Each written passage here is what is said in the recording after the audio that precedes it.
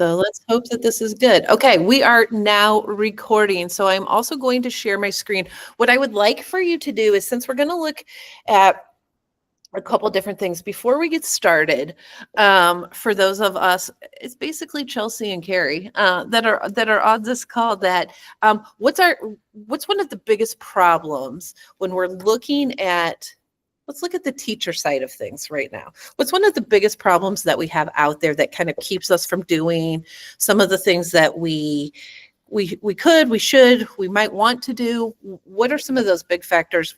If we had to list 3 big factors for teachers today, what would those be? Issues, problems? Time. Mm-hmm. Time to plan it. And then once you do it, time to go back and assess it. Mm-hmm.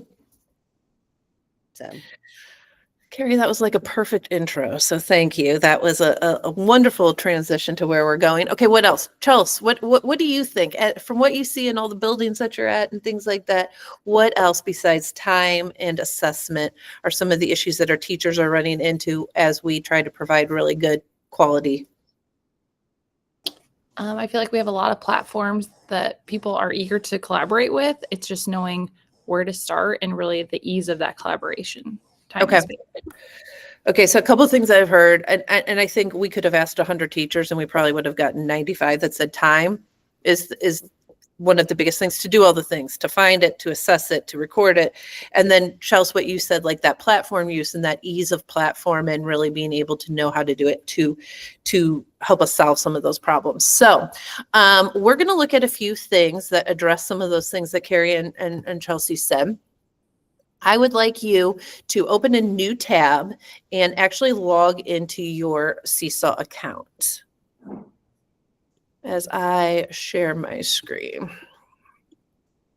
And please tell me if any point you cannot see my screen. Does everybody see that? yes. Okay, good, because we had some issues the last time with that. All right, so let's kind of follow that process that Carrie started with, the finding it and assessing it. Let's just start right there. So once you're in your SeeSaw platform, there's a couple ways that we can use SeeSaw to target these specific problems. And I think especially the time and assessment one. So a couple things I want to point out. When you go to your home screen, let's see. Hold on one second. It's not allowing us to do anything here. Well, that's not a positive. Okay, well, I'm going to walk you through this anyway. I don't know why mine is not actually doing that, but while you do this, I'll work on that. Okay, so I want you to specifically, you can see right here, you should see the question, what do you want to teach? And then you have a lot of options. So right here, choose 5th grade for that. And then I'm going to give you the choice. Do you want to go by subject, or would you like to look by curriculum or standard?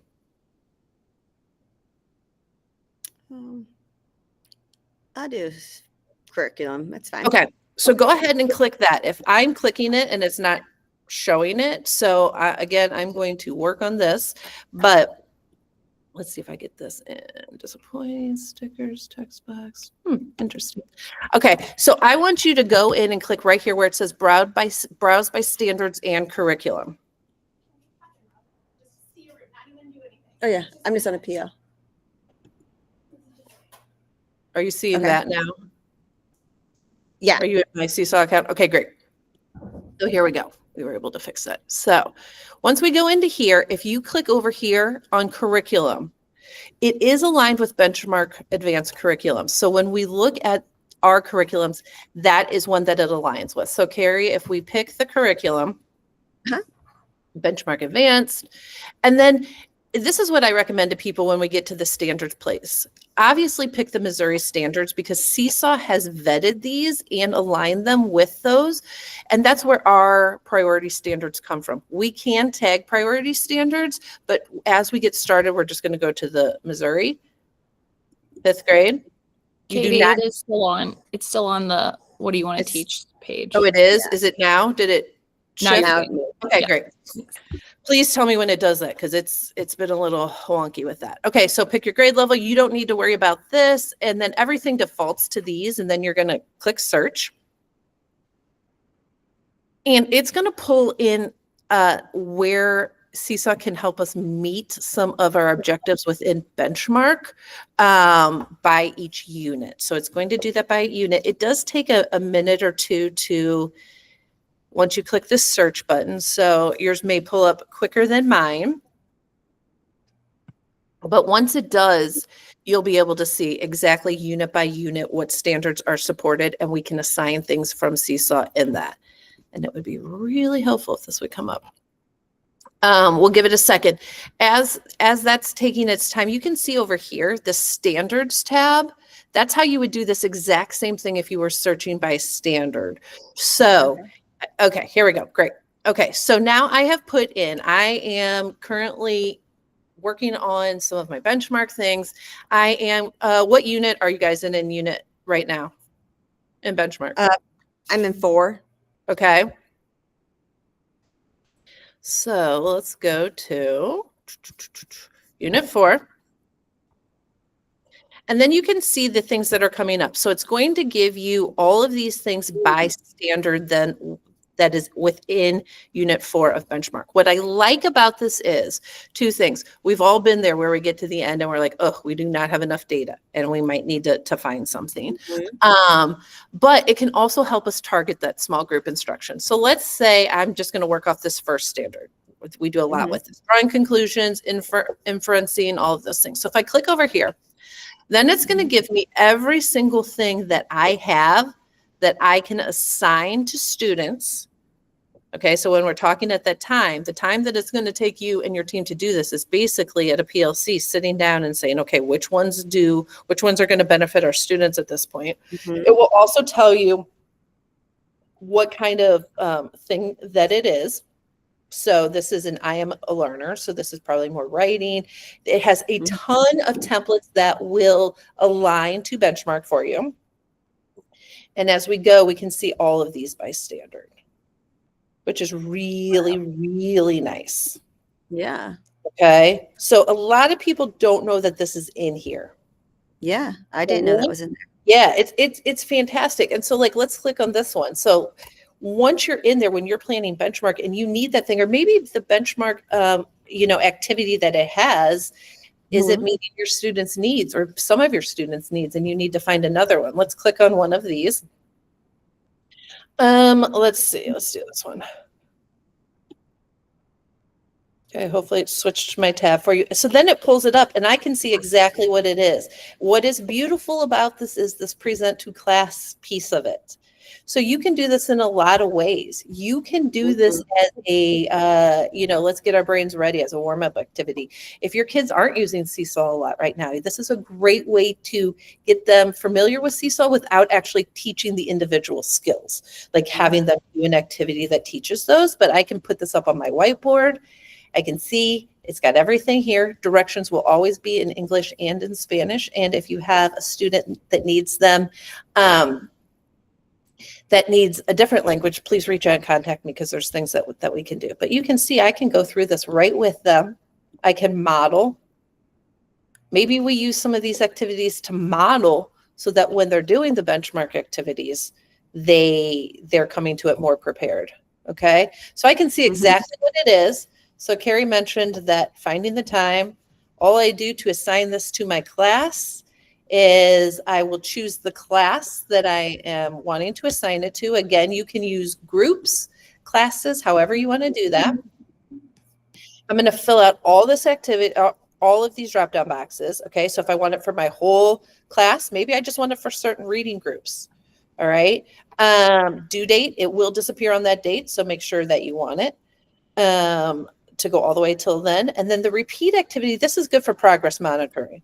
So think about something with reading. If you had a kid who was working on progress monitoring and it was the same passage, you could create, in fact, there's probably already one created, to be honest, activity within this, and then just click repeat. And so that could appear on that child's SeeSaw account periodically, and we could use that for progress monitoring.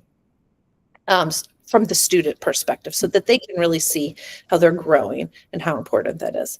Here's our standards. We know exactly what it is, but if you want to take the time, and it will benefit you, if you go to all standards, Missouri, and Lindbergh is the updated 2. Now here's our priority standards. So I can also tag them. I did not select 5th grade. That's why I went to 1st. But I can also tag these. So then it's saving that data to our actual standards that we're reporting on the report cards. So I would do that. Then I literally just go to assign now. Mm-hmm. And then I can copy this link. I can put it in Canvas. I can put it in Google Classroom, Apple Classroom, however you're using it. But the beautiful thing is anything that is coming to, go back here, go to this, anything that is coming from the SeeSaw library will auto grade and report for you. So when we talked about that time, right, that time's a process. We have Yeah. to assessment, to then recording and looking at that data and doing something with it. So those first 3 things, this will all do for you. It's going to grade it? It will. If it's in the SeeSaw library, yes. The only thing that it's not going to grade for you about like things like that, or when it's the extended response, it will even assess some of the short answer because it will look for keywords. But I would say, if you want the most accurate assessment from SeeSaw, I would use things that are like multiple choice, you know, where it's very, you know, concrete what that answer is. So that's my part.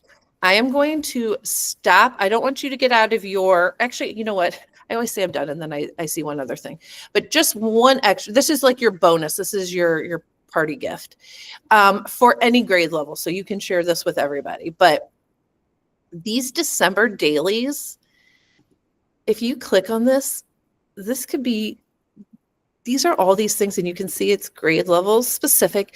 A lot of this is going to be like your spiral review of different things. You can see that it's all coming in. It's got SEL things. It's got all your different subject areas, but you can really see how some of the spiral it's integrating into these dailies, and these can be assigned and self-graded as well. So that's just like your bonus thing. You know, I know as it gets closer to the holidays and the energy gets higher and higher, it's like, oh, we need some new things. These could be some great brain starters, what to do when you're finished. This could look like morning work, all of those things. All right, let's see here. So I think we are all back. I have stopped. I'm going to stop the recording. So let's do that.